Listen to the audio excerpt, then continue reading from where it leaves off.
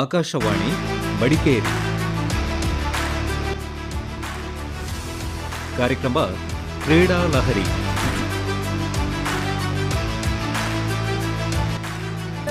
ಕೊಡಗಿನ ಕ್ರೀಡಾ ಸಾಧಕರೊಂದಿಗೆ ಮಾತುಕತೆ ಕೇಳಿ. ಕಾರ್ಯಕ್ರಮ ಕ್ರೀಡಾ ಲಹರಿ.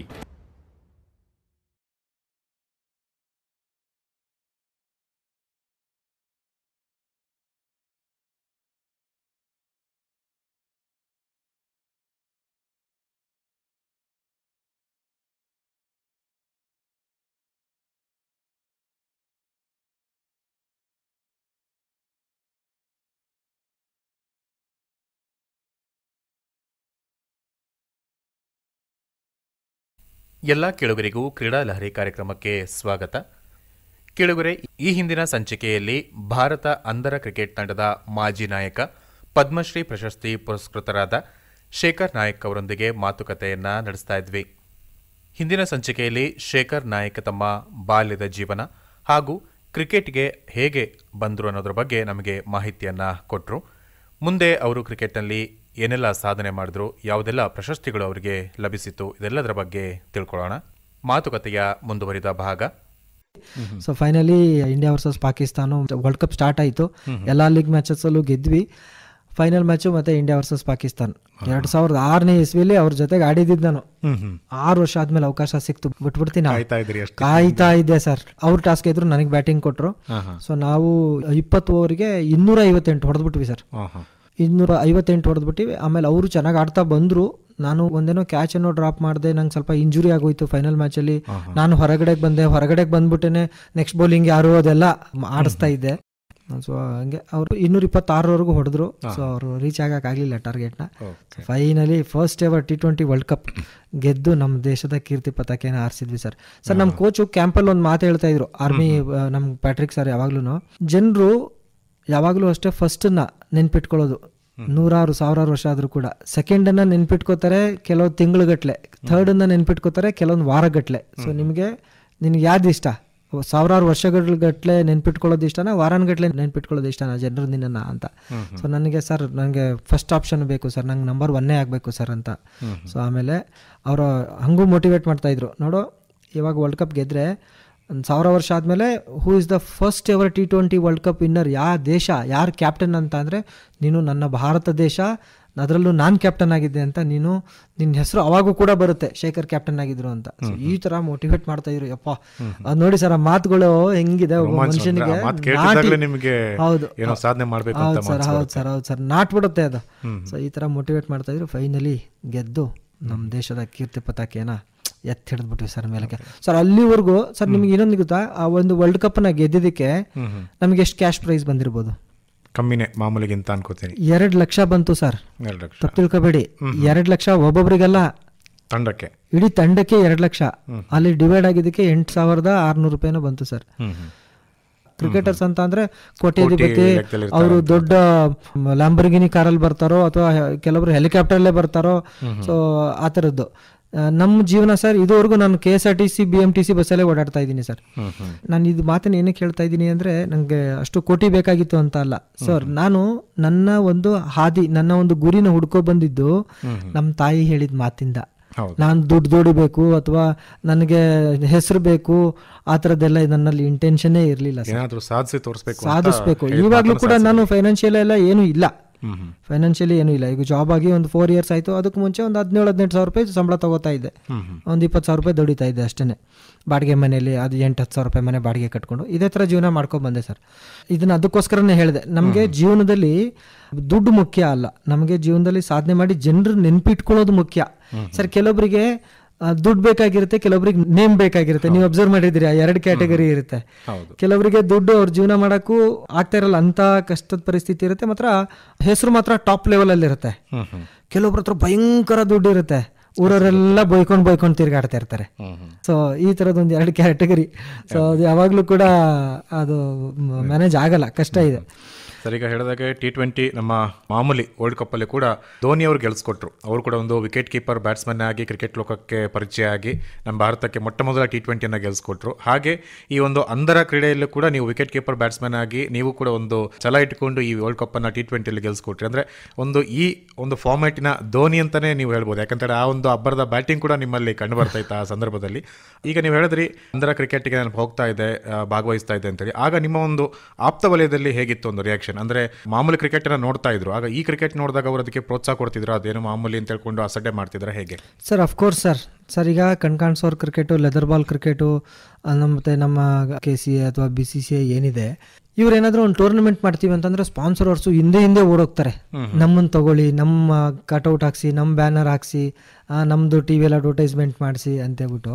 ಬಟ್ ಬ್ಲೈಂಡ್ ಕ್ರಿಕೆಟು ಅಂತಂದ್ರೆ ಯಾರು ಬರಲ್ಲ ಸರ್. ನಾವೇ ಹೋಗ್ಬಿಟ್ಟು ಈ ಥರ ಒಂದು ಟೂರ್ನಮೆಂಟ್ ಮಾಡ್ತಾ ಇದ್ದೀವಿ, ಇಷ್ಟು ಟೀಮ್ಗಳು ಬರ್ತಾ ಇದೆ, ಅವ್ರಿಗೆ ಫುಡ್ಡು, ಅಕಾಮಿಡೇಷನು, ಕ್ಯಾಶ್ ಪ್ರೈಸು, ಮತ್ತು ಟ್ರೋಫೀಸು, ಮೆಡಲ್ಸು, ಲೋಕಲ್ ಟ್ರಾನ್ಸ್ಪೋರ್ಟೇಷನ್ನು, ಅವ್ರದ್ದು TIDA ಎಲ್ಲ ಒಂದು ಪ್ರಪೋಸಲ್ ಮಾಡಿ ತೊಗೊಂಡೋಗಿ ನೀವೊಂದು 10 lakhs ಕೊಟ್ಟರು ಯಾರಾದರೂ ನಾನು 30,000 ಕೊಡಲಾ ಅಂತ ಕೇಳ್ತಾರೆ ಸರ್.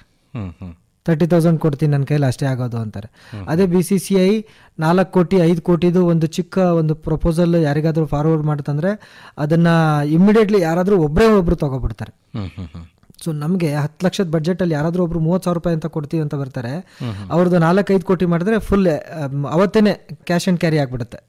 ಸೊ ಈ ಥರದ ಒಂದು ಡೆವಲಪ್ಮೆಂಟ್ ಅಂದರೆ ಒಂದು ಎನ್ಕರೇಜ್ಮೆಂಟು ನಮ್ಗೆ ಬೇಕು ಸರ್ ಮುಖ್ಯವಾಗಿ.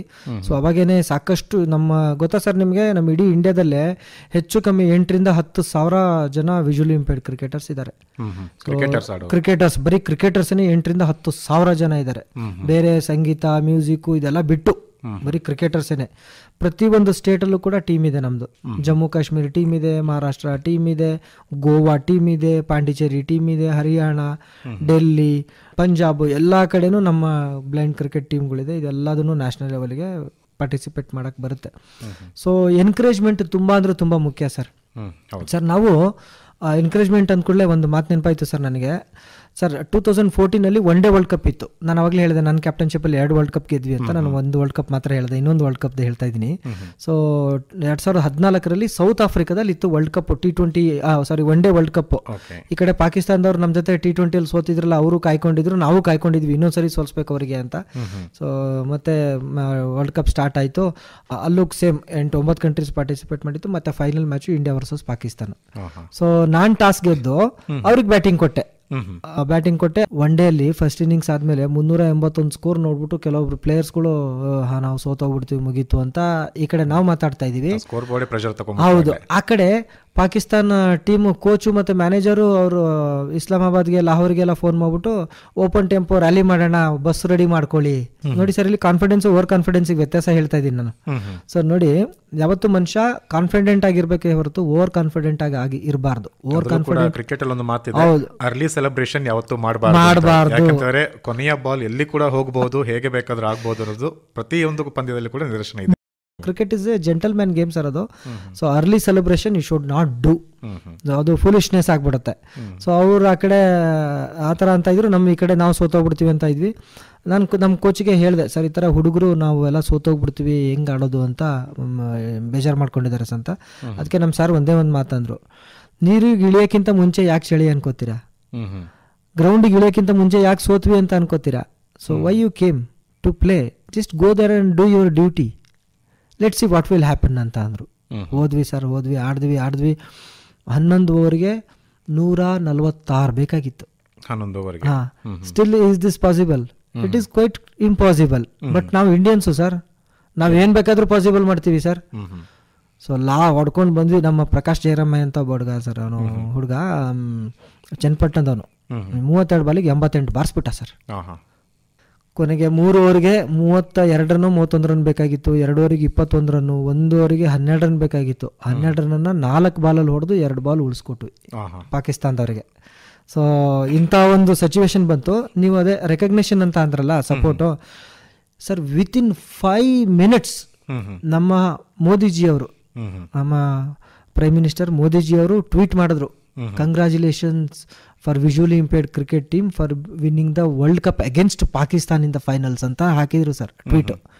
ಅದಾದಮೇಲೆ ಆ ಟ್ವೀಟ್ ಮಾಡಾದ್ಮೇಲೆ ಸುಮಾರು ಜನ ರೀಟ್ವೀಟ್ ಮಾಡಿ, ಸಚಿನ್ ಸಾರು, ಗಂಗೂಲಿ, ಆಮೇಲೆ ಮೊಹಮ್ಮದ್ ಅಜರುದ್ದೀನ್ ಸಾರು, ಆಮೇಲೆ ರೋಹಿತ್ ಶರ್ಮಾ, ಶಿಖರ್ ಧವನ್, ಸಖತ್ತು ತುಂಬ ಜನ ಟ್ವೀಟ್ ಮಾಡಿದ್ರು ಸರ್. ಟ್ವೀಟ್ ಮಾಡಿ ಆಮೇಲೆ ನಾವೆಲ್ಲ ಇಲ್ಲಿ ಇಂಡಿಯಾಗೆ ಬಂದ ಮೇಲೆ ವರ್ಲ್ಡ್ ಕಪ್ ತಗೊಂಡು ಫಸ್ಟ್ ಟೈಮು ಅವತ್ತಿನ ದಿನನೇ ಮೋದಿಜಿ ಅವ್ರ ಮನೆಗೆ ಕರೆಸಿದ್ರು ನಮ್ಮನ್ನ. ಕರೆಸಿ 20 ಮಿನಿಟ್ಸ್ ಅಂತ ಹೇಳ್ಬಿಟ್ಟು ಸ್ಕೆಡ್ಯೂಲ್ ಬಂದಿತ್ತು ನಮಗೆ, ಬಟ್ 1 hour 20 minutes ನಾವು ಮೋದಿಜಿ ಮನೆಯಲ್ಲಿ ಸ್ಪೆಂಡ್ ಮಾಡಿ, ಆಮೇಲೆ ನಾನು ಮಾತಾಡ್ಸ್ಬೇಕಾದ್ರೆ ಒಬ್ಬ ಗುಜರಾತಿ ಕೇತನ್ ಭಾಯ್ ಪಟೇಲ್ ಅಂತ, ಅವನು ಗುಜರಾತಿಯಲ್ಲಿ ಮೋದಿಜಿ ಜೊತೆ ಹೇಳ್ತಾ ಇದ್ದಾನೆ, ಮೋದಿಜಿ ಹಮ್ಕೋ ಆಪ್ಕೋ ಆಟೋಗ್ರಾಫ್ ಚಾಹಿಯೇ ಅಂತ ಹೇಳ್ಬಿಟ್ಟು. ಸೊ ಅವ್ರು ಅಂದ್ರು, ಇವತ್ತು ನಾನು ನಿಮ್ಮ ಎಲ್ಲರ ಆಟೋಗ್ರಾಫ್ನ ನಿಮ್ಮ ಈ ಒಂದು ಬ್ಲೈಂಡ್ ಕ್ರಿಕೆಟ್ ಬಾಲ್ ಮೇಲೆ ತಗೊಂಡು ಅದನ್ನು ಪ್ರೈಮ್ ಮಿನಿಸ್ಟರ್ಸ್ ಮ್ಯೂಸಿಯಮಲ್ಲಿ ಇಡ್ತೀನಿ ಅಂತ ಹೇಳ್ಬಿಟ್ಟು ಇವತ್ತು ನಮ್ಮ ಎಲ್ಲರ ಸಿಗ್ನೇಚರು ಪ್ರೈಮ್ ಮಿನಿಸ್ಟರ್ಸ್ ಮ್ಯೂಸಿಯಮಲ್ಲಿ ನಾವೊಂದು ಕ್ರಿಕೆಟ್ ಬಾಲಲ್ಲಿದೆ. ಸೊ ಬಾಲು ಅಂದ ಕೂಡಲೇ ಇವ್ರು ಯಾವ ಥರ ಆಡ್ತಾರೆ ಅಂತ ಹೇಳ್ಬಿಟ್ಟು ನಾನು ಕೇಳುಗರಿಗೆಲ್ಲ ಒಂಥರ ಕುತೂಹಲ ಮೂಡ್ತಾ ಇರ್ಬೋದು. ಸ್ನೇಹಿತರೆ, ನಾನು ನಿಮಗೋಸ್ಕರ ನಾನು ಕ್ರಿಕೆಟ್ ಬಾಲು ಕೂಡ ತಂದುಬಿಟ್ಟಿದ್ದೀನಿ ನೋಡಿ, ಈ ಥರ ಸೌಂಡ್ ಮಾಡುತ್ತೆ. ಸೊ ಈ ಥರ ಸೌಂಡ್ ಮಾಡುತ್ತೆ. ಸೊ ನಾವು ಬೌಲಿಂಗು ಅಂಡರ್ ಮಾಡ್ತೀವಿ. ಈ ನಾರ್ಮಲಲ್ಲೆಲ್ಲ ಅಪ್ಪರ್ ಆರ್ಮ್ ಬೌಲಿಂಗ್ ಮಾಡ್ತಾರಲ್ಲ ಸರ್, ನಾವು ಅಂಡರ್ ಆರ್ಮ್ ಬೌಲಿಂಗ್ ಮಾಡ್ತೀವಿ. ಮತ್ತು 3 ಕ್ಯಾಟಗರೀಸ್ ಇರುತ್ತೆ, B1, B2 ಮತ್ತು B3 ಅಂತ. B1 ಅಂದರೆ ಸಂಪೂರ್ಣ ಅಂದರು 4 ಜನ ಇರ್ತಾರೆ ಒಂದು ಟೀಮಲ್ಲಿ. B2 ಅಂತಂದರೆ those you can see up to 3 meters, 3 meterವರೆಗೂ ಕಾಣಿಸೋಂಥವ್ರು 3 ಜನ ಇರ್ತಾರೆ. ನಾನು B2 ಕ್ಯಾಟಗರಿ. ಆಮೇಲೆ B3 ಕ್ಯಾಟಗರಿ ಇಲ್ಲಿ 5 meterವರೆಗೂ ಕಾಣಿಸೋಂಥವ್ರು 4 ಜನ ಇರ್ತಾರೆ. ಸೊ 4, 3, 4 = 11. ಸೊ ಎಲ್ಲ ಕ್ಯಾಟಗರಿಯಲ್ಲೂ ಇಬ್ಬರು ಎಕ್ಸ್ಟ್ರಾ ಪ್ಲೇಯರ್ಸ್ ಇರ್ತಾರೆ. ಸೊ 17 ಸ್ಕ್ವಾಡ್ ಆಯಿತು. ಸೊ ಈ ಥರ ಇರುತ್ತೆ. ಮತ್ತು B1 ಯಾವ ಥರ ಆಡ್ತಾರಪ್ಪ ಅಂತ ತಿಳ್ಕೊಬೋದು, ಮತ್ತು ಯಾವ ಥರ ಓಡ್ತಾರೆ ಅಂತ ತಿಳ್ಕೊಬೋದು. ಬಾಲ್ ಸೌಂಡ್ ಮಾಡೋದ್ರಿಂದ ಅವ್ರು ಫೀಲ್ಡಿಂಗ್ ಎಲ್ಲ ಚೆನ್ನಾಗಿ ಮಾಡ್ತಾರೆ. ಆಮೇಲೆ 40% ಬೌಲಿಂಗ್ ಕೋಟಾನ B1 ಕ್ಯಾಟಗರಿಯವ್ರು ಹಾಕಬೇಕಾಗುತ್ತೆ. ಇನ್ನು 60% B2, B3 ಅಂದರೆ ಪಾರ್ಷಲಿ ಬ್ಲೈಂಡ್, ಪಾರ್ಷಲಿ ಸೆಟೆಡ್ ಯಾರು ಬೇಕಾದರೂ ಮಾಡ್ಕೋಬೋದು. ಮತ್ತು B1 ಪ್ಲೇಯರು ಹೊಡೆದ್ಬಿಟ್ಟು ಓಡೋಕೆ ಆಗದೆ ಇರೋ ಕಾರಣ ಅಂದರೆ ನಾನ್ ಸ್ಟ್ರೈಕಲ್ ಎಂಡಲ್ಲಿ ಸ್ಕ್ರೀಸ್ ಎಲ್ಲಿದೆ ಅಂತ ಗೊತ್ತಾಗಲ್ಲ ಅಲ್ವಾ, ಅದಕ್ಕೋಸ್ಕರ ಅವರಿಗೆ ಒಬ್ಬರು ಹೆಲ್ಪ್ ರನ್ನರ್ನ ಕೊಡಲಾಗುತ್ತೆ. ಸೊ ಈ ಥರ ಒಂದು ಇರುತ್ತೆ. ಸೊ ಯಾಕಂತೇಳಿ ಇದೊಂದು ಮುಂದೆ ಪ್ರಶ್ನೆ ಇತ್ತು, ನೀವೇ ಉತ್ತರ ಕೊಟ್ಟರೆ. ಯಾಕಂತೇಳಿದ್ರೆ ಬ್ಲೈಂಡ್ ಇರ್ತಾರೆ, ಅವ್ರು ಹೇಗೆ ಹೊಡಿತಾರೆ ಅಂದರೆ ನೋಡಿರ್ತಾರೆ ಟಿವಿಲಿ ನೋಡಿದಾಗ ನಮಗೆ ಅಷ್ಟು ಅದರ ಬಗ್ಗೆ ಒಂದು ಅಂದಾಜಾಗಿರಲ್ಲ ಕೆಲವು ಪಂದ್ಯಾಟಗಳನ್ನ ನೋಡಿದಾಗ. ಬಟ್ ಈಗ ನೀವು ಈ ಒಂದು ಬಾಲ್ ಸೌಂಡ್ ಮಾಡಿದ ತಕ್ಷಣ ಅಷ್ಟು ಆ ಬಾಲ್ನ ಸೌಂಡ್ ನೀವು ಗ್ರಹಿಸಬೇಕಾಗುತ್ತೆ. ಈಗ ನಾವೊಂದು ಜಾಂಪ್ಯಾಕ್ಟ್ ಏನಾದ್ರು ಸ್ಟೇಡಿಯಂ ಇತ್ತು ಅಂತ ಹೇಳಿದ್ರೆ ಅಲ್ಲಿ ಕಾಮೆಂಟೇಟರ್ ಇರ್ಬೋದು ಅಥವಾ ಅಲ್ಲಿ ಜನರು ಕೂಗಾರ್ದಿರ್ಬೋದು, ಅದೆಲ್ಲದರ ಮಧ್ಯೆ ಆ ಬಾಲನ್ನು ಹೇಗೆ ಕಾನ್ಸಂಟ್ರೇಟ್ ಮಾಡ್ತೀರಿ ಅಂತ. ಸರ್, ಇದು concentration is very much important sir. Concentration ಅನ್ನೋದು ಬ್ಲೈಂಡ್ ಪರ್ಸನಲ್ಲಿ ಅದು ಜೆನ್ಯೂನ್ ಆಗಿ ಬಂದ್ಬಿಟ್ಟಿರುತ್ತೆ. ಯಾಕೆಂತಂದರೆ ಸರ್, ಈಗ 5 ಆರ್ಗನ್ಸಲ್ಲಿ ಒಂದು ಕಣ್ಣು ಕಾಣಿಸಲ್ಲ ಅಂತ ಅಂದರೆ ಅದ್ರ ಪವರು ಬೇರೆ ಒಂದು ಆರ್ಗನಿಕ್ ಸ್ವಲ್ಪ ಕನ್ವರ್ಟ್ ಆಗಿರುತ್ತೆ, ಅದು ಆಟೋಮೆಟಿಕಲಿ. ಹೌದು, ಅದು ನಿಜ. ಆಸ್ ಅ ಸೈನ್ಸ್ ಪ್ರಕಾರನೂ ತಗೋಬೋದು, ನೀವು ನಮ್ಮ ಭಗವದ್ಗೀತೆ ಪ್ರಕಾರನಾದರೂ ಕೂಡ ತಗೋಬೋದು. ಶ್ರೀಕೃಷ್ಣ ಪರಮಾತ್ಮನೇ ಹೇಳಿದ್ದಾರೆ, ಒಂದು ದಾರಿ ಕ್ಲೋಸ್ ಆದರೆ, ಒಂದು ದಾರಿಯಲ್ಲೇ ಗಾಳಿ ಹೋಗ್ತಾ ಇತ್ತು ಅಂದರೆ, ಆ ದಾರಿ ಕ್ಲೋಸ್ ಆಯಿತು ಅಂತ ಅಂದರೆ ಆ ಗಾಳಿ ಒಂದು ಗುಡ್ಡಕ್ಕೆ ಗುದ್ದಿನೇ ಅದು ಹೊರಗಡೆ ಬರಲಿಕ್ಕೆ ಒಂದು ದಾರಿ ಮಾಡ್ಕೊಬಿಡುತ್ತೆ. ಸೊ ಈ ಥರ ಒಂದು ಆರ್ಗನ್ ಕಮ್ಮಿ ಇತ್ತಂದರೆ ಹೆಚ್ಚು ಕಮ್ಮಿ, ಸೊ ಇನ್ನೊಂದು ಆರ್ಗನಿಗೆ ಸ್ವಲ್ಪ ಪವರ್ ಜಾಸ್ತಿ ಇರುತ್ತೆ. ಹಾಗಾಗಿ ನೆನಪಿನ ಶಕ್ತಿ ಮತ್ತು ಕೇಳಿಸ್ಕೊಳ್ಳೋದ್ರಲ್ಲಿ ಬ್ಲೈಂಡ್ರು ನಿಪುಣರು. ನನ್ನ ಸ್ನೇಹಿತರು ಸೊ ನಿಪುಣರು, ಅವ್ರಿಗೆ ನೆನ್ಪಿಟ್ಕೊಳ್ಳೋದು ಮತ್ತು ಕೇಳೋ ಶಕ್ತಿ ಜಾಸ್ತಿ ಇರುತ್ತೆ. ಸೊ ಹಂಗಾಗಿ ಸಾವಿರಾರು ಜನ ಮಧ್ಯೆ ಅಷ್ಟು ದೊಡ್ಡ ಟೂರ್ನಮೆಂಟ್ ನಡೀತಾ ಇರುತ್ತೆ, ನಾವು ಗ್ರೌಂಡ್ ಮಧ್ಯದಲ್ಲಿ ಇರ್ತೀವಿ, ಈ ಕಡೆ ಇಂಡಿಯಾ ಇಂಡಿಯಾ ಅಂತ ಕೂಗ್ತಿರ್ತಾರೆ. ಸೊ ಅದರಲ್ಲೂ ಕೂಡ ನಾವು ಗ್ರಹಿಸಿ ಆಡಬೇಕು. ಅದು ನಿಜವಾಗ್ಲೂ ದೊಡ್ಡ ಚಾಲೆಂಜಿಂಗ್ ಏನೇ ಅದು sir. Partially blind B2, B3 ಏನಿರ್ತೀವಿ ನಾವು 38 ಸರ್ಕಲಿಂದ ಆಚೆಗಿರ್ತೀವಿ, ಫೀಲ್ಡಿಂಗ್ ಜಾಸ್ತಿ. B1ಗಳನ್ನ ಹತ್ತಿರ ಹಾಕಿರ್ತೀವಿ 38 ಸರ್ಕಲ್ ಒಳಗಡೆ, ಸೊ ದಟ್ ಅವರು ಸೌಂಡನ್ನ ಚೆನ್ನಾಗಿ ಕೇಳಿಸ್ಕೊಂಡು ಗ್ರಹಿಸಿ ಆಡಲಿ ಅಂತ.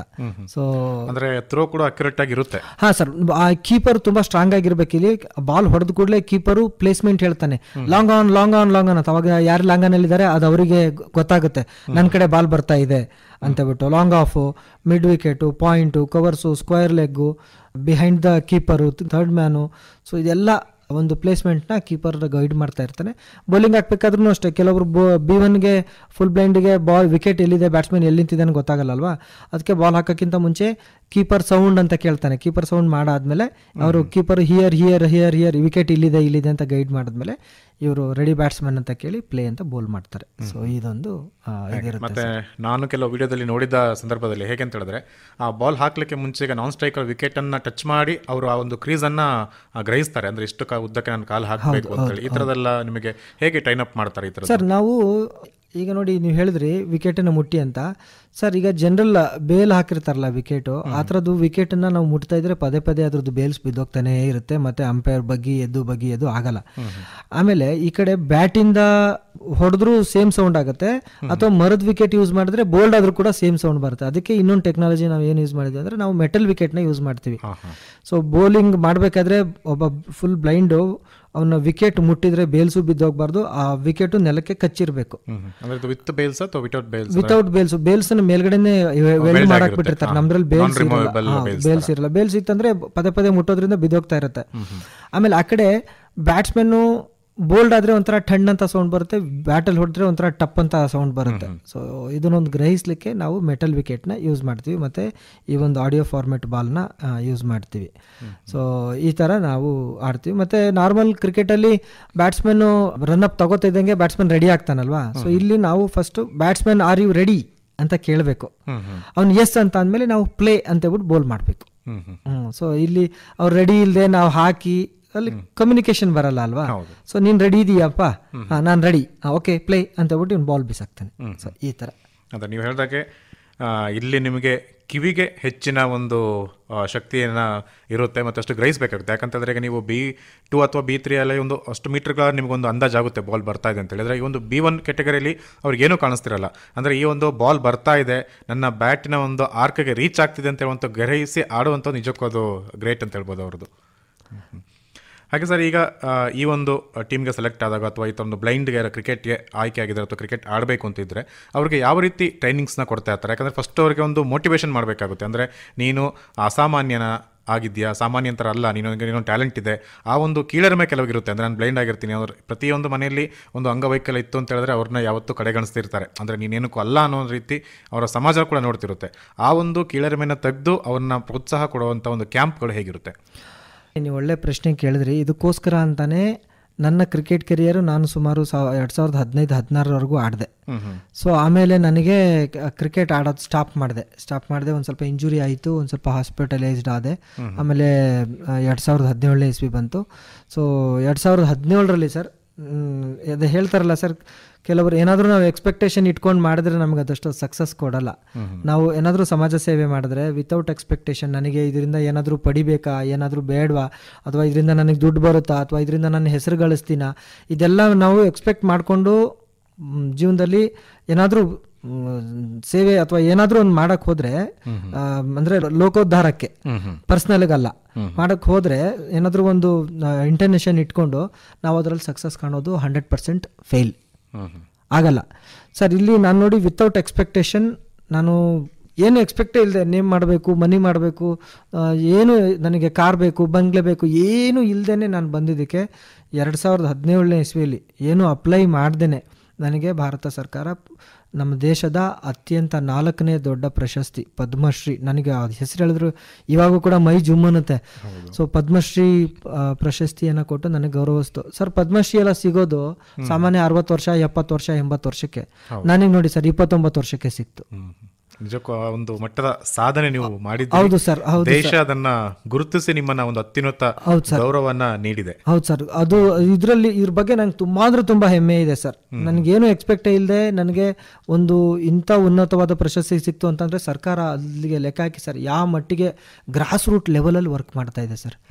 ಗರಿಕೆ ಬೆಳೆಯೋ ಜಾಗದಲ್ಲೂ ಕೂಡ ಏನ್ ನಡೀತಾ ಇದೆ ಅನ್ನೋದನ್ನ ಅವರು ರಿಸರ್ಚ್ ಮಾಡಿ ಗುರುತಿಸ್ತಾ ಇದ್ದಾರೆ. ಸೊ ನಮ್ಮಂಥವ್ರನ್ನೆಲ್ಲ ಯಾರು ಗುರುತಿಸ್ಬೇಕು ಸರ್? ಬ್ಲೈಂಡ್ ಕ್ರಿಕೆಟ್ ಹೋಗಿ ಇದ್ರೆ ಬ್ಲೈಂಡ್ ಕ್ರಿಕೆಟ್ ಆಕ್ಚುಲಿ ಯಾರಿಗೂ ಗೊತ್ತೇ ಇಲ್ಲ ಅಷ್ಟಕ್ಕೊಂದು, ಹಂಗಾಗಿ ಸೊ ಯಾರಿಗೂ ಗೊತ್ತಿಲ್ಲ, ಹಂಗಾಗಿ ನಮ್ಮನ್ನು ಗುರ್ಸೋಕ್ಕೂ ಆಗ್ತಾ ಇರಲಿಲ್ಲ. ಸರ್ಕಾರ ಗುರುತಿಸ್ತು.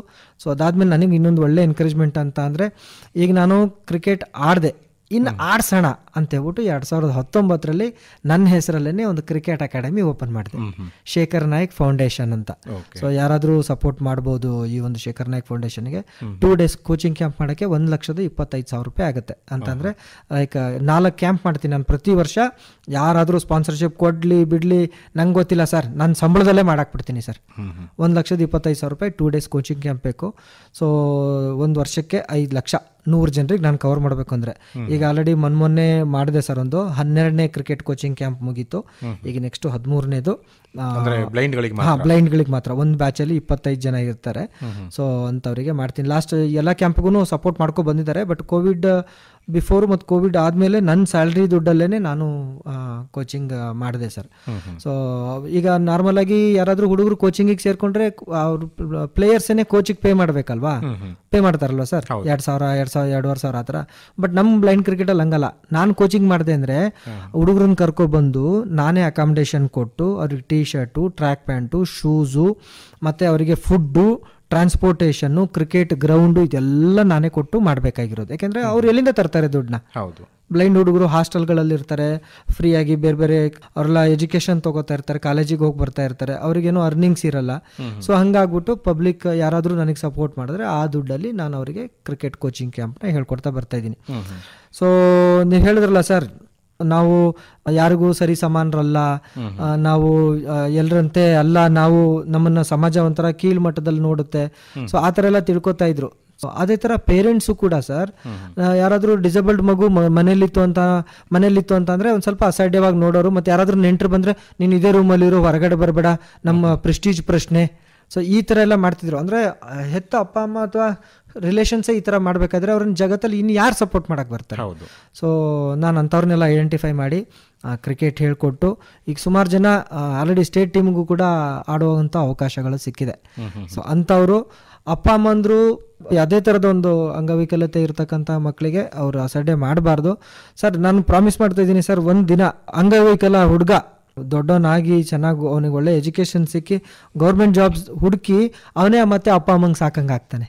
ಸೊ ಆ ತರದ ಒಂದು ಅವಕಾಶ ಸರ್ಕಾರ ವತಿಯಿಂದ ಕೂಡ ಆ ತರದ ಅವಕಾಶಗಳಿದೆ. ಹೌದು ಸರ್, ರಿಸರ್ವೇಶನ್ ಸಾಕಷ್ಟು ಎಕ್ಸಾಮ್ಸ್ ಎಲ್ಲ ಕಾಲ್ಫರ್ ಮಾಡ್ತಾರೆ, ಆಮೇಲೆ ಎಕ್ಸಾಮ್ ಎಲ್ಲ ಕಂಡಕ್ಟ್ ಮಾಡ್ತಾರೆ. ಸಾಕಷ್ಟು ಜನ ಪಾಸ್ ಆಗಿ ಯಾರು ಫ್ಯಾಮಿಲಿ ಮೆಂಬರ್ಸು ಆ ಹುಡುಗನ ಅವನು ಹಾಸ್ಟೆಲ್ ಅಲ್ಲಿ ಇರಲಿ 10 ವರ್ಷ 15 ವರ್ಷ ಅಂತ ಹಾಕಿದ್ರು, ಅದೇ ಹುಡುಗ ಇವಾಗ ಬಂದು ಚೆನ್ನಾಗಿ ಓದಿ ಗೌರ್ಮೆಂಟ್ ಜಾಬ್ ಹಿಡಿದು ಅದೇ ಅಪ್ಪ ಅಮ್ಮನ್ನ ಮದುವೆ ಮಾಡ್ಕೊಂಡು ಬಂದು ಅದೇ ಅಪ್ಪ ಅಮ್ಮನ್ನ ಸಾಕ್ತಾ ಇರೋ ಕೂಡ ಉದಾಹರಣೆ ಕೂಡ ನನ್ನ ಮುಂದೆ ಸಾಕಷ್ಟಿದೆ. ಸೊ ಯಾವತ್ತೂ ಕೂಡ ಯಾರನ್ನೂ ಕಡೆಗಾಣಿಸ್ಬಾರ್ದು, ಅದರಲ್ಲೂ ಎಸ್ಪೆಷಲಿ ನಮ್ಮ ಫ್ಯಾಮಿಲಿ ಮೆಂಬರ್ಸ್ನ ಮಾತ್ರ ನಾವು ಕಡೆಗಾಣಿಸ್ಬಾರ್ದು. ಕ್ರಿಕೆಟ್ ಟ್ರೈನಿಂಗಿಂದ ನನಗೂ ಕೂಡ ಸಾಕಷ್ಟು ಹುಡುಗರನ್ನ ಮೀಟ್ ಮಾಡೋ ಒಂದು ಅವಕಾಶ ಸಿಗುತ್ತೆ. ಕೆಲವೊಂದು ಸ್ಕೂಲ್ಗಳಲ್ಲೆಲ್ಲ ಬೇಸಿಕ್ ಇದೇ ಇರಲ್ಲ ಸರ್, ಅವರಿಗೆ ಕ್ರಿಕೆಟ್ ಕಿಟ್ ಆಗಲಿ, ಕ್ರಿಕೆಟ್ ಗ್ರೌಂಡ್ ಫೆಸಿಲಿಟಿ ಇದೆಲ್ಲ ಏನೂ ಇರಲ್ಲ.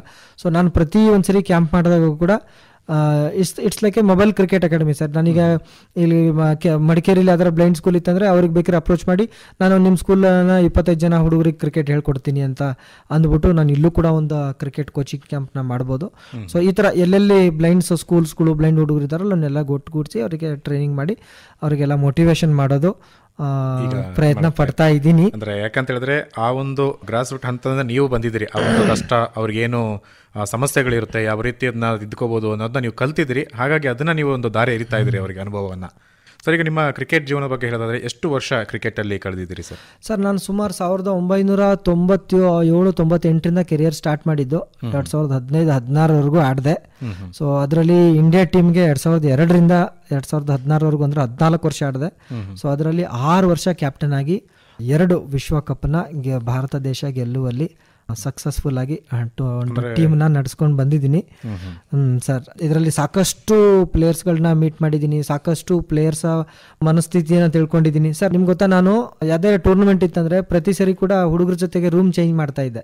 ಯಾಕೆಂತಂದ್ರೆ ನನಗೆ ಅವ್ರ ಭಾಷೆ ಕಲಿಬೇಕು, ಅವ್ರ ಮನೆ ಪರಿಸ್ಥಿತಿ ಯಾವ ಥರ ಇದೆ, ಅವನಿಗೆ ಕ್ರಿಕೆಟ್ ಯಾವ ಥರ ಸಪೋರ್ಟ್ ಆಗ್ತಾ ಇದೆ ಸರ್. ಈಗ ಕ್ರಿಕೆಟಲ್ಲೆಲ್ಲ ನಮಗೆಲ್ಲ ಏನೋ ಅಷ್ಟೊಂದು ಎನ್ಕರೇಜ್ಮೆಂಟ್ ಆಗದೆ ಇರೋ ಕಾರಣ ಸಾಕಷ್ಟು ಪ್ರತಿಭೆಗಳು ಹೊಟ್ಟೋದ್ವು ಸರ್. ಈಗ ಗುಜರಾತಿಂದ ಬರೋ ಹುಡುಗರುಗಳು ಎಲ್ಲ ಗಾರ್ಮೆಂಟ್ಸ್ ಅಲ್ಲಿ ಅಥವಾ ಆ ಕಡೆ ಎಲ್ಲ ಮ್ಯಾಂಗೋ ಫ್ರೂಟಿ ಎಲ್ಲ ಬರುತ್ತಲ್ಲ ಸರ್, ಪೌಚ್ ಮಾಡ್ತಾರಲ್ಲ, ಸೊ ಆ ತರದ ಫ್ಯಾಕ್ಟ್ರಿಗಳಲ್ಲಿ ಕೆಲಸಕ್ಕೆ ಸೇರ್ಕೋತಾ ಇದ್ರು. ತಿಂಗಳಿಗೆ 5,000, 6,000, 7,000, 8,000ಕ್ಕೆ.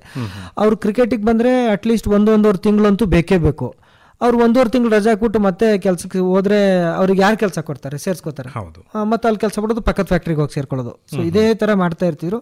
ಮತ್ತೆ ತಕ್ಕಂತೆ ನಮ್ಮಲ್ಲೂ ಕೂಡ ನಾನು ಹೇಳಿದಂತೆ ಮ್ಯಾನ್ ಆಫ್ ದಿ ಮ್ಯಾಚ್ ಎಲ್ಲ ಇವಾಗ್ಲೂ ಕೂಡ ಸರ್ ಪ್ರೆಸೆಂಟ್ ಇವಾಗ 2025ನೇ ಇಸ್ವಿ, ಇವತ್ತು ನಾವು ಏನು ಮೇ ತಿಂಗಳಲ್ಲಿ ಮಾತಾಡ್ತಾ ಇದೀವಿ, ಇವಾಗ ನೆಕ್ಸ್ಟ್ ಬರೋ ಅಪ್ಕಮಿಂಗ್ ಟೂರ್ನಮೆಂಟ್ಗಳಲ್ಲೂ ಕೂಡ ಏನಾದ್ರು ಮ್ಯಾನ್ ಆಫ್ ದಿ ಮ್ಯಾಚ್ ಇದ್ರೆ 5,000 ರೂಪಾಯಿ ಕೊಡ್ಬೋದು ಸರ್. ವಿನ್ನಿಂಗಿಗೆ 1 ಲಕ್ಷನೋ ಅಥವಾ 1.5 ಲಕ್ಷನೋ ಕೊಡ್ಬೋದು. 1.5 ಲಕ್ಷ 17 ಜನ ಪ್ಲೇಯರಿಗೆ ಬಂತಂದರೆ 6-7 ಸಾವಿರ ರೂಪಾಯಿ, ಅವನು 1.5 ತಿಂಗಳು 2 ತಿಂಗಳು ಕ್ರಿಕೆಟ್ ಆಡ್ಬಂದು 6-7 ಸಾವಿರ ರೂಪಾಯಿ ತೊಗೊಂಡೋಗಿ ಮನೆಗೆ ಕೊಟ್ಟರೆ ಮನೇಲಿ ಏನಂತಾರೆ. ಹೌದು. ಸೊ ಇಲ್ಲಿ ಇನ್ನೊಂದು ನಾವು ಅಬ್ಸರ್ವ್ ಮಾಡ್ಬೇಕಾಗಿರೋ ಥಿಂಗ್ ಏನಂತಂದ್ರೆ, ಅವನಿಗೆ ಆ ಸಂಬಳಕ್ಕಿಂತ ಅವನ ದೇಶಕ್ಕೆ ಆಡ್ತಾ ಇದ್ದೀನಿ ಅಥವಾ ನನ್ನ ರಾಜ್ಯನ ರೆಪ್ರೆಸೆಂಟ್ ಮಾಡ್ತಾ ಇದ್ದೀನಿ ಅನ್ನೋ ಒಂದು ಆತ್ಮವಿಶ್ವಾಸ ಇದೆಯಲ್ಲ ಸರ್, ಅದು ಅವನನ್ನ ಉನ್ನತ ಮಟ್ಟಕ್ಕೆ ತಗೊಂಡೋಗುತ್ತೆ. ಸೊ ಪ್ರೆಸೆಂಟ್ ನೋಡದೆ ಇದ್ರು ಫ್ಯೂಚರ್ ಅಲ್ಲಿ ಅವನಿಗೆ ಯಾರಾದ್ರೂ ಗುರ್ತಿಸಿ, ಓ ಇವ್ನು ನಮ್ಮ ರಾಜ್ಯಕ್ಕೆ ಆಡಿದಾನಪ್ಪ. ಇವಾಗ ನೋಡಿ, GPL Gowda cricket premier league tournament ನಡೀತಾ ಇದೆ, ನಾನು ಇವತ್ತು ಗೆಸ್ಟ್ ಆಗಿ ಬಂದಿದ್ದೀನಿ ಅಂತ ನಿಮಗೆ ಸುದ್ದಿ ಬಂತು ಕೂಡಲೇ ನೀವು ನನ್ನನ್ನು ಕಾಂಟ್ಯಾಕ್ಟ್ ಮಾಡಿ ಕರ್ಕೊಂಡು ಬಂದು ನಮ್ಮ ಮಡಿಕೇರಿ ಎಲ್ಲಾ ಜನತೆಗೆ ನನ್ನನ್ನು ಪರಿಚಯ ಮಾಡಿಸ್ಕೊಡುವಂತಹ, ಬರೀ ಆ ಗ್ರೌಂಡಲ್ಲಿ ಆಗಿದ್ದಿದ್ರೆ ನಾನು ಬಂದೆ, ಗ್ರೌಂಡಲ್ಲಿ 100 ಜನ ಇದ್ರು, ಮಾತಾಡಿಸ್ತಾ ಇದ್ದೆ, ಹಾಯ್ ಬಾಯ್ ಅಂತ ಇದ್ದೆ, ಪ್ರೈಸ್ ಡಿಸ್ಟ್ರಿಬ್ಯೂಷನ್ ಮಾಡ್ಬಿಟ್ಟು ಹೊರಟೋಗ್ತಾ ಇದ್ದೆ. ಸೊ ನಿಮಗೆ ಗೊತ್ತಾಗ್ಬಿಟ್ಟು ನೀವು ನನ್ನನ್ನು ಇಲ್ಲಿ ಕರ್ಕೊಂಡು ಬಂದು, ಈಗ ನೋಡಿ ಇಲ್ಲಿ ಸಾವಿರಾರು ಜನ, ಲಕ್ಷಾಂತರ ಜನರಿಗೆ ನನ್ನ ಒಂದು ಪರಿಚಯ ಮಾಡ್ಕೊಳ್ಳೋ ಅಂತ ಒಂದು ಅವಕಾಶ ಸಿಕ್ತು. ಈ ಉದಾಹರಣೆ ಏನು ಕೇಳಿದೆ ಅಂತ ಅಂದ್ರೆ, ಸೊ ಅವನಿಗೆ ಪ್ರೆಸೆಂಟ್ ಆಗಿ ಏನು ಸಿಗದೇ ಇದ್ರು ಕೂಡ ಒಂದು ರೆಕಗ್ನೇಷನ್ ಅಂದ್ರೆ ಒಂದು ಜನರು ಗುರುತಿಸೋ ತರ ಆದ್ನಲ್ಲ ಅನ್ನೋದು ಒಂದು ಆತ್ಮಸ್ಥೈರ್ಯ ಅವನಲ್ಲಿ. ಹಾಗೆ ನೀವು ಹೇಳಿದಾಗೆ ಒಂದು ಆ ರೀತಿ ಇದ್ರೂ ಕೂಡ ಮತ್ತೆ ಬಹಳಷ್ಟು ಜನ ನೀವು ಹೇಳಿದಾಗೆ ಈ ಒಂದು ಅಂಗವೈಕಲ್ಯ ಏನಿರ್ತಾರೆ, ಈಗ ದೃಷ್ಟಿ ಅಲ್ಲದಿದ್ರೂ ಕೂಡ ಬೇರೆ ಅಂಗವೈಕಲ್ಯ ಇರೋರಿಗೂ ರೇಡಿಯೋ ಬಹಳ ಆಪ್ತ ಮಿತ್ರ ಆಗಿರ್ತಾನೆ. ಬಹಳಷ್ಟು ಜನ ರೇಡಿಯೋವನ್ನ ಕೇಳ್ತಿರ್ತಾರೆ, ಆಗ ಅವ್ರಿಗೂ ಈ ರೀತಿ ಮೋಟಿವೇಶನ್ ಆಗ್ತಾ ಇರುತ್ತೆ. ಅಂದ್ರೆ ನಮ್ಮ ಒಂದು ಕೆಟಗರಿ ಇರೋರು ಈ ರೀತಿ ಸಾಧನೆ ಮಾಡಿದ್ದಾರೆ, ಆ ಮಟ್ಟಕ್ಕೆ ಅಲ್ಲದಿದ್ರೂ ಕೂಡ ಬೇರೆ ಯಾವ್ದಾರ ಒಂದು ರೀತಿಯಲ್ಲಿ ನಾನು ಸಾಧನೆ ಮಾಡಬಹುದು ಅಥವಾ ಬರೆಯೋದಿರ್ಬೋದು ಅಥವಾ ಏನೋ ಒಂದು ನನ್ನ ಹೆಸರು ಕೂಡ ಬರಬೇಕು ಅಂತ ಆತನ ಮನಸ್ಸಲ್ಲಿ ಆ ಒಂದು ವಿಚಾರ ಬಂದರೆ ಸಾಕು, ಅದೇ ಅವನಿಗೊಂದು ಪಾಸಿಟಿವ್ ವೈಬನ್ನು ಕ್ರಿಯೇಟ್ ಮಾಡ್ತಾ ಇರುತ್ತೆ. ಸರ್, ಈಗ ಈ ರೀತಿ ಒಂದು ನಿಮ್ಮ ಕ್ರಿಕೆಟ್ ಜೀವನವನ್ನು ಹೇಳ್ತಾ ಬಂದ್ರಿ, ಅದಾದಮೇಲೆ ನಿಮ್ಮ ಒಂದು ವೈಯಕ್ತಿಕ ಜೀವನ ಮತ್ತೆ ಯಾವ ರೀತಿಗೆ ಬಂತು ಸರ್? ಸರ್ ಅದೇ, ನಾನು ಚಿಕ್ಕ ಹುಡುಗ ಇದ್ದಾಗೇ ಅಪ್ಪ ಅಮ್ಮನೆಲ್ಲ ಕಳ್ಕೊಂಡೆ, ನನಗೆ ಯಾರು ಅಣ್ಣ ತಮ್ಮ ಅಕ್ಕ ತಂಗಿ ಎಲ್ಲ ಯಾರು ಇಲ್ಲ ಅಂತ ಅಂದೆ. ಸೊ ನಾನು ಬೇಗನೆ ಮದುವೆ ಆಗೋಯ್ತು ಸರ್ ನಂದು. ನನಗೆ ಇವಾಗ 39 ವರ್ಷ. ಸೊ ನನಗೆ ಯಾವಾಗ 24 ವರ್ಷ ಇತ್ತು 2009ನೇ ಇಸ್ವಿಲಿ ನಾನು ಮದುವೆ ಮಾಡ್ಕೊಂಡೆ. ವೈಫು ರೂಪಾ ಅಂತ. ಸೊ ಅವರು LLB ಮಾಡಿದ್ರು, ಬಟ್ 5 years ಆದಮೇಲೆ ಒಂದು ಸ್ವಲ್ಪ ಮೈಗ್ರೇನ್ ತಲೆನೋವು ಅಂತೇಳ್ಬಿಟ್ಟು ಅವ್ರು ಅದನ್ನು ಕಂಟಿನ್ಯೂ ಮಾಡಲಿಲ್ಲ. ಬಟ್ ಇವಾಗ ನಾರಾಯಣ ನೇತ್ರಾಲಯ ಐ ಹಾಸ್ಪಿಟ್ಲಲ್ಲಿ ಪೇಷಂಟ್ ಕೋಆರ್ಡಿನೇಟರ್ ಆಗಿ ವರ್ಕ್ ಮಾಡ್ತಾ ಇದ್ದಾರೆ ಬೆಂಗಳೂರಲ್ಲೇ, ಬನ್ನರ್ಘಟ್ಟ ರೋಡಲ್ಲಿ. ಸೊ ನಾನು ಬೆಂಗಳೂರಲ್ಲೇ ಸ್ಟೇ ಮಾಡ್ತೀನಿ ಸರ್. ನನಗೆ 2 ಮಕ್ಕಳು ಸರ್. ದೊಡ್ಡ ಮಗಳು ಪೂರ್ವಿಕಾ. ಸರ್ ಇಲ್ಲೊಂದು ಹೇಳೋದಾದ್ರೆ, ಪೂರ್ವಿಕಾ ನಾನು 2010ರಲ್ಲಿ ಹುಟ್ಟಿದ್ಲು. ಅವಳಿಗೂ ಕೂಡ ಹೆರಿಡಿಟರಿ ನಂತರ ಆಗ್ಬಿಟ್ಟಿತ್ತು ಸರ್. ಅವಳಿಗೆ ಹೌದು, ವಿಷನ್ ಪ್ರಾಬ್ಲಮ್ ಆಗ್ಬಿಟ್ಟಿತ್ತು. ಪೂರ್ವಿಕಾ ಏನು 1 ವರ್ಷ 4-5 ತಿಂಗಳಿದ್ದಾಗ ನಂದು ಈ ಕಡೆ ಫೆಬ್ರವರಿ ತಿಂಗಳಲ್ಲಿ ಇಂಡಿಯಾ ವರ್ಸಸ್ ಪಾಕಿಸ್ತಾನ ಮ್ಯಾಚ್ ಚೆನ್ನೈಯಲ್ಲಿ ನಡೀತಾ ಇತ್ತು. ಯಾವ್ದು ಸೇಮ್ ಡೇ ನನ್ನ ಮಗಳದು ಕಣ್ಣು ಆಪರೇಷನ್ ನಡೀತಾ ಇತ್ತು. ನಾನು ಅವತ್ತು ಇಂಡಿಯಾ ವರ್ಸಸ್ ಪಾಕಿಸ್ತಾನ ಮ್ಯಾಚ್ ಮುಗಿಸ್ಕೊಂಡು ಬೃಂದಾವನ್ ಎಕ್ಸ್ಪ್ರೆಸ್ಸು ಯಾವುದೋ ಲಾಲ್ಬಾಗ್ ಎಕ್ಸ್ಪ್ರೆಸ್ ಸಂಜೆ ಒಂದು ಯಾವುದೋ ಟ್ರೈನ್ ಹಿಡಿದು ಅರ್ಲಿ ಮಾರ್ನಿಂಗ್ ಓಡ್ ಬಂದು ರೈಲ್ವೆ ಸ್ಟೇಷನ್ ಸೀದಾ ಹಾಸ್ಪಿಟ್ಲಿಗೆ ಹೋಗಿದ್ದೆ ಸರ್. ಸೊ ಬೆಳಗ್ಗೆ ಆಪರೇಷನ್ ಮುಗೀತು, ನಾನು ಹಾಸ್ಪಿಟ್ಲಿಗೆ ರೀಚ್ ಆದೆ. ಸೊ ಆ ಥರ ಒಂದು ಸಿಚುವೇಶನ್ ಕೂಡ ನನಗೆ ಬಂದಿತ್ತು. ಸೊ ಇವಾಗ ಅವಳು ಶೀಸ್ ಪರ್ಫೆಕ್ಟ್ಲಿ ಆಲ್ ರೈಟ್. ಅವಳ ಕ್ಯಾಟ್ರಾಕ್ಟ್ನೆಲ್ಲ ರಿಮೂವ್ ಮಾಡಿ ಮತ್ತೆ ಲೇಸರ್ ಮಾಡಿ ಲೆನ್ಸ್ ಹಾಕ್ಬಿಟ್ಟಿದ್ದಾರೆ. ಸೊ ಅವರಿಗೆ ಎಂತ ಟೆಕ್ನಾಲಜಿ ಯೂಸ್ ಮಾಡಿದ್ದಾರೆ ಅಂದ್ರೆ, ಅವಳು ಅಜ್ಜಿ ಆದ್ಮೇಲೂ ಕೂಡ ಶುಗರ್ ಗಿಗರ್ ಬಂದ್ರು ಕೂಡ ಕಣ್ಣಿಗೆ ಪೊರೆ ಬರ್ದೇ ಇರೋ ತರ ಮಾಡಿದ್ದಾರೆ ಸರ್. ಪೊರೆ ಬರೋದೇ ಇಲ್ಲ. ಹೌದು. ಚಿಕ್ಕವ್ರು ಇವಾಗ 4th ಪಾಸು 5th, ದೊಡ್ಡವ್ರು ಇವಾಗ 9th ಪಾಸು 10th. ಸೊ ಚಿಕ್ಕವರು ಸಾನ್ವಿಕಾ, ದೊಡ್ಡವ್ರು ಪೂರ್ವಿಕಾ, ಚಿಕ್ಕವ್ರು ಸಾನ್ವಿಕಾ. ಸೊ ಸಾನ್ವಿಕಾಗೆ ಹೊಟ್ಟೆಯಲ್ಲಿ 6 ತಿಂಗಳು ಮಗು ಇದ್ದಾಗೇನೆ ಅದೊಂದು ಟೆಕ್ನಾಲಜಿ ಬಂದಿದೆ ಸರ್. ಇವಾಗ ಸ್ಕ್ಯಾನಿಂಗ್ ಹೊಟ್ಟೆಯಲ್ಲಿ ಏನಾದ್ರೂ ಡಿಸಬಿಲಿಟಿ ಇದೆಯಾ ಅಥವಾ ಏನಾದ್ರೂ ಪ್ರಾಬ್ಲಮ್ ಇದೆಯಾ ಚೆಕ್ ಮಾಡ್ಬಿಟ್ಟು ಅದನ್ನ ಹಂಗೆ ಮೆಡಿಸಿನ್ ಕೊಟ್ಟು ಟ್ರೀಟ್ ಮಾಡೋ ತರನೂ ಕೂಡ ಇದೆ. ಸೊ ಚಿಕ್ಕವರಿಗೆ ನಾನು ಕಣ್ಣಿನ ಪ್ರಾಬ್ಲಮ್ ದೊಡ್ಡವ್ರಿಗೆ ಬಂದಿತ್ತು ಮತ್ತು ನನಗೂ ಇದೆ ಅಂತ ಡಾಕ್ಟರ್ಗೆ ಹೇಳಿ ಸೊ ಅವ್ರಿಗೆ ಮೆಡಿಸಿನ್ ಕೊಟ್ಟು ಇವಾಗ ಏನೂ ಇಲ್ಲ, ಚಿಕ್ಕವರು perfectly all right sir. Okay, ಒಂದು ಸುಖ ಸಂಸಾರವನ್ನ ನಡೆಸ್ಕೊಂಡು ಹೋಗ್ತಾ ಇದ್ದೀರಿ ಸರ್. ನನಗೆ ಇವಾಗ ಪದ್ಮಶ್ರೀ ಅವಾರ್ಡ್ ಆದ್ಮೇಲೆ ಜಾಬ್ ಆಯ್ತು sir. Indian institute of management, ನಿಮಗೆಲ್ಲ ಗೊತ್ತಿರಬೇಕು, IIM ಬ್ಯಾಂಗ್ಳೂರ್ ಅಂತೀವಿ. ನಮ್ಮ ದೇಶದ ಮೊದಲನೇ MBA ಕಾಲೇಜು, ಫಸ್ಟ್ ರ್ಯಾಂಕಿಂಗ್ ಅಲ್ಲಿ ಇದೆ ಸರ್. ನಂಬರ್ 1 ರ್ಯಾಂಕಿಂಗ್ ಅಲ್ಲಿ ಇದೆ MBA ಕಾಲೇಜು. ಇಡೀ ವರ್ಲ್ಡ್ ಅಲ್ಲೇನೆ ಗ್ಲೋಬಲಿ 50th ಒಳಗಡೆ ಬರುತ್ತೆ. ಸೊ ಇಲ್ಲಿ ವಿದ್ಯೆಗೆ ಒಂಥರ ದೇವಸ್ಥಾನನೇ ಅನ್ಬೋದು. ಈ ಕ್ರಿಕೆಟ್ಗೆ ಹೆಂಗೆ ರಾಹುಲ್ ದ್ರಾವಿಡ್ ಸರ್ ಅವರ Padukone Dravid centre sports and excellence ಇದೆ ಏರ್ಪೋರ್ಟ್ ರೋಡ್ ಹತ್ರ. ಸೊ ಅದೇ ತರ ಒಂದು ವಿದ್ಯೆಗೆ ಇದು ದೇವಸ್ಥಾನ ಅಂತಾನೆ ಅನ್ಬೋದು. ಸೊ ಅಲ್ಲಿ ಜಾಬ್ ಆಯ್ತು, ಅಲ್ಲೇ ಕ್ಯಾಂಪಸ್ ಹತ್ರನೇ ಒಂದು ಮನೆ ಮಾಡ್ಕೊಂಡಿದೀನಿ. ಸೊ ಸುಖ ಸಂಸಾರ ನಡ್ಕೊಂಡು ಹೋಗ್ತಾ ಇದೀನಿ. ಇವಾಗ ಜೀವನ ನಡ್ಸಕ್ಕೆಲ್ಲ ಏನೂ ತೊಂದರೆ ಇಲ್ಲ. ಸಂಬಳ ಬರುತ್ತೆ, ವೈಫ್ ಸಂಬಳ ಬರುತ್ತೆ, ಆಮೇಲೆ ಮಕ್ಳಿಗೆ ಚೆನ್ನಾಗಿ ಓದಿಸ್ತಾ ಇದ್ದೀನಿ. ಸಾಧ್ಯವಾದಷ್ಟು ಬೇರೆಯವ್ರಿಗೂ ಕೂಡ ಹೆಲ್ಪ್ ಮಾಡ್ತಾ ಇದ್ದೀನಿ. ಯಾರಾದರೂ ನಮ್ಮ ಬ್ಲೈಂಡ್ ಹುಡುಗರು ಕಾಲೇಜ್ ಫೀಸ್ಗೆ ಅದಕ್ಕೆ ಅಣ್ಣ ನನ್ನ ಹತ್ರ ಫೀಸ್ ಕಟ್ಟಕ್ಕೆ ದುಡ್ಡಿಲ್ಲ ಅಣ್ಣ ಅಂತಂದರೆ, ಇಲ್ಲ ನಾನು ಕೊಟ್ಟರು ಅಥವಾ ನಾನು ಕೊಡದೇ ಇದ್ರು ಯಾರ ಹತ್ರನಾದರೂ ಹೆಲ್ಪ್ ತಗೊಂಡು ನಾನು ಅವ್ರಿಗೆ ಪೇ ಮಾಡಿ ಕಾಲೇಜಿಗೆಲ್ಲ ಹೋಗೋ ಥರ ಈ ಥರ ಏನೋ ಮಾಡ್ತಾ ಇದ್ದೀನಿ ಸರ್. ಯಾಕಂತಂದ್ರೆ ಅದೇ ಅವಾಗಲೇ ಹೇಳಿದಾಗೆ ಅವರ ಕಷ್ಟ ನಿಮ್ಗೆ ಗೊತ್ತಿರುತ್ತೆ. ಯಾಕಂದ್ರೆ ಮತ್ತೆ ಅವ್ರಿಗೇನಾರು ಒಂದು ಮಾಡಬೇಕು ಅಂತ ಛಲ ಇದ್ರೂ ಕೂಡ ಅವಕಾಶಗಳಿರೋದಿಲ್ಲ. ಅವ್ರಿಗೆ ಯಾವ್ದಾರು ಒಂದು ದಾರಿ ತೋರಿಸಿದ್ರೆ ತೋರಿಸಿದ್ರೆ ಖಂಡಿತವಾಗಿ ಅದನ್ನು ಸದುಪಯೋಗ ಪಡಿಸ್ಕೊಂಡು ಮತ್ತೆ ಉನ್ನತ ಸ್ಥಾನಕ್ಕೆ ಅವರು ಹೋಗ್ತಾರೆ. ಸರ್, ಈಗ ಇದುವರೆಗೆ ನಿಮ್ಮ ಒಂದು ಜೀವನದ ಬಗ್ಗೆ ಹೇಳ್ತಾ ಬಂದ್ರಿ. ಅಂದರೆ ನಿಮ್ಮ ಬಾಲ್ಯ ಹೇಗಿತ್ತು, ಯಾವ ರೀತಿ ಕ್ರಿಕೆಟಿಗೆ ಬಂದ್ರಿ, ಯಾವ ರೀತಿ ಕಷ್ಟಗಳನ್ನ ಎದುರಿಸಿದ್ರಿ, ಹಾಗೆ ಮತ್ತೆ ಭಾರತಕ್ಕೆ ಹೇಗೆ 2 ವಿಶ್ವಕಪ್ಗಳನ್ನು ನೀವು ಗೆಲ್ಲಿಸ್ಕೊಟ್ರಿ ಅಂತ. ಯಾಕಂದರೆ ಅದು ವಿಶ್ವಕಪ್ ಅನ್ನೋತಕ್ಕದ್ದು ಸಾಮಾನ್ಯ ವಿಷಯ ಅಲ್ಲ. ಅದು ಯಾಕಂತ ಹೇಳಿದ್ರೆ ಅತ್ಯುನ್ನತ ಒಂದು ಪ್ರಶಸ್ತಿ ಒಂದು ಕ್ರಿಕೆಟಿಗೆ ಮಾತಾಡೋದಾದರೆ ಅದನ್ನು ನೀವು 2 ಬಾರಿ ಭಾರತಕ್ಕೆ ತಂದುಕೊಟ್ರಿ. ಅದೇ ಒಂದು ರೀತಿಯಲ್ಲಿ ನಿಮಗೆ ಪದ್ಮಶ್ರೀ ಪ್ರಶಸ್ತಿ ಕೂಡ ಸಿಕ್ಕಿದೆ, ಒಂದು ಹೆಮ್ಮೆಯ ವಿಚಾರ. ಅದರೆಲ್ಲವನ್ನ ಮೀರಿ ಇವತ್ತೊಂದು ಸುಖ ಸಂಸಾರವನ್ನು ಕೂಡ ನಡೆಸ್ತಾ ಇದ್ರಿ. ಹಾಗೆ ಇವತ್ತಿನ ಈ ಒಂದು ಕಾರ್ಯಕ್ರಮವನ್ನು ಬಹಳಷ್ಟು ಜನ ಕೇಳ್ತಾ ಇದ್ದಾರೆ. ಅದರಲ್ಲಿ ನೀವು ಹೇಳಿದಾಗೆ ಬಹಳಷ್ಟು ಅಂಗವೈಕಲ್ಯ ಇರುವಂಥ ಕುಟುಂಬದವರು ಇರ್ಬೋದು, ಅಥವಾ ಅಂಗವೈಕಲ್ಯರೇ ಇರ್ಬೋದು, ಅಥವಾ ಅದನ್ನು ನೋಡಿದವರು ಅಕ್ಕಪಕ್ಕದವ್ರು ಯಾರೇ ಇರ್ಬೋದು, ಅವರಿಗೆಲ್ಲ ಏನು ಕಿವಿ ಮಾತು ಹೇಳ್ತೀರಿ? ಅಂದರೆ ಈ ರೀತಿ ಒಂದು ಅಂಗವೂನ ಆಗಿರೋರನ್ನ ಯಾವ ರೀತಿ ಸಮಾಜ ನಡೆಸ್ಕೋಬೇಕು, ಅವರಿಗೆ ಯಾವ ರೀತಿ ಒಂದು ಪ್ರೋತ್ಸಾಹವನ್ನು ಕೊಡಬೇಕು ಅಂತ. ಸರ್, ಇವಾಗ ಸರ್ಕಾರ ಆಗಲಿ ಅಥವಾ ಪ್ರೈವೇಟ್ ಆರ್ಗನೈಸೇಷನ್ಸು ಭಾಳ ಅಂದರೆ ಭಾಳ ಇದೆ. ಸೊ ಎಸ್ಪೆಷಲಿ ಡಿಸೇಬಲ್ಡ್ ಅಂತ ಹೇಳಕ್ಕೆ ಇಷ್ಟಪಡಲ್ಲ ಸರ್, ನಾವೆಲ್ಲ we are all specially abled people. So ಎಲ್ಲರಿಗೂ ಕೂಡ ವಿಶೇಷವಾಗಿ ಸಂಘ ಸಂಸ್ಥೆಗಳೆಲ್ಲ ಕಟ್ಕೊಂಡು ಅವರಿಗೆಲ್ಲ ಸಪೋರ್ಟು ಹೆಲ್ಪು ಅದೆಲ್ಲ ಮಾಡ್ತಾ ಇದ್ದಾರೆ.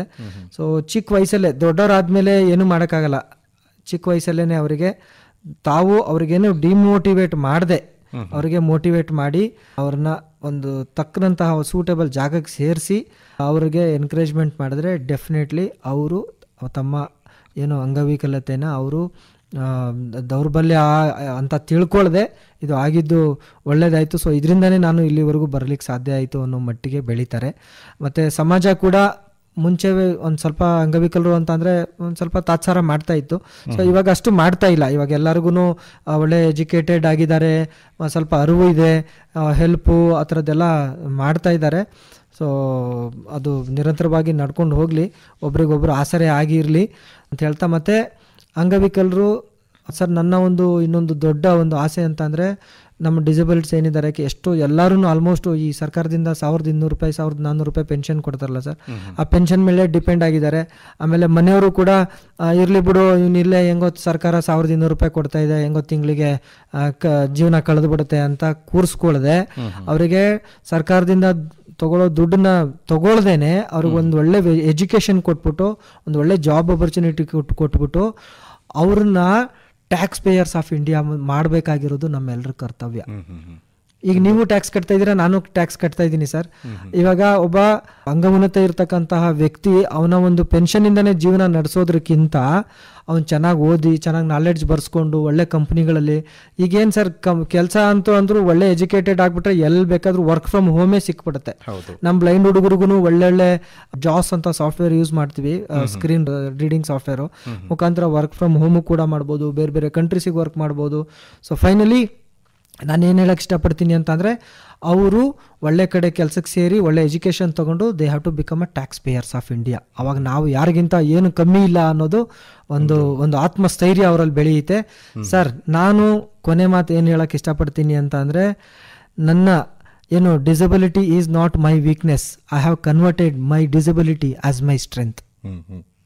ನಿಜಕ್ಕೂ ಸರ್, ಯಾಕಂತಂದರೆ ನಾವು ಇನ್ನೊಬ್ಬರ ಮೇಲೆ ಅವಲಂಬಿತರಾಗಿರಬಾರ್ದು, ನಾವು ದೇಶದ ಆಸ್ತಿ ಆಗಿರಬೇಕು ಅಂತ ಒಂದು ಉತ್ತಮವಾದ ಸಂದೇಶವನ್ನು ಕೊಟ್ಟಿದ್ರಿ. ಯಾಕಂದರೆ ಬಹಳಷ್ಟು ಜನ ಇವತ್ತು ಒಂದು ಕತ್ತಲೆಯಲ್ಲೇ ಜೀವನವನ್ನು ಕಳೆಯುವಂಥ ಪರಿಸ್ಥಿತಿ ಇತ್ತು, ಅವರನ್ನು ನಾವು ಮುನ್ನೆಲೆಗೆ ತರಬೇಕು, ಅವರಲ್ಲಿರುವಂಥ ಒಂದು ಟ್ಯಾಲೆಂಟನ್ನು ಹೊರಗೆ ತರಬೇಕು ಅಂತ ಹೇಳಿದ್ರಿ. ಹಾಗೆ ಮಡಿಕೇರಿಗೆ ಆಗಮಿಸಿದಾಗ ನಮ್ಮ ಆಕಾಶವಾಣಿಗೆ ಬಂದು ನಮ್ಮೊಂದಿಗೆ ನಿಮ್ಮ ಜೀವನದ ಸುದೀರ್ಘ ಆ ವಿಚಾರಗಳನ್ನ ನಮಗೆ ತಿಳಿಸ್ಕೊಟ್ಟಿದ್ರಿ.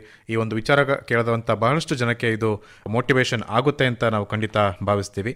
ಕೇಳುಗರೆ, ಇವತ್ತಿನ ಈ ಕಾರ್ಯಕ್ರಮದಲ್ಲಿ ನಮ್ಮೊಂದಿಗೆ ಭಾರತ ಅಂಧರ ಕ್ರಿಕೆಟ್ ತಂಡದ ಮಾಜಿ ನಾಯಕರು ಹಾಗೂ ಪದ್ಮಶ್ರೀ ಪ್ರಶಸ್ತಿ ಪುರಸ್ಕೃತರಾದಂಥ ಶೇಖರ್ ನಾಯಕ್ ಅವರು ತಮ್ಮ ಜೀವನದ ಅನುಭವವನ್ನು ಹಂಚಿಕೊಂಡಿದ್ದಾರೆ. ಸರ್, ನಿಮಗೆ ಧನ್ಯವಾದಗಳು. Sir, thank you so much. ಎಲ್ಲರೂ ಆಲ್ವೇಸ್ ಯಾವಾಗಲೂ ಪಾಸಿಟಿವ್ ಆಗಿರಿ, ಎಲ್ಲದೂ ಒಳ್ಳೆಯದಾಗುತ್ತೆ. ಜೈ ಹಿಂದ್. ಇದುವರೆಗೆ ಕ್ರೀಡಾ ಸಾಧಕರೊಂದಿಗೆ ಮಾತುಕತೆ ಕ್ರೀಡಾ ಲಹರಿ ಪ್ರಸಾರವಾಯಿತು. ಪ್ರಸ್ತುತಪಡಿಸಿದವರು ವಿನೋದ್ ಮೂಡಗದ್ದೆ. ಈ ಕಾರ್ಯಕ್ರಮ ಆಕಾಶವಾಣಿ ಮಡಿಕೇರಿ ಕೇಂದ್ರದ ಕೊಡುಗೆ.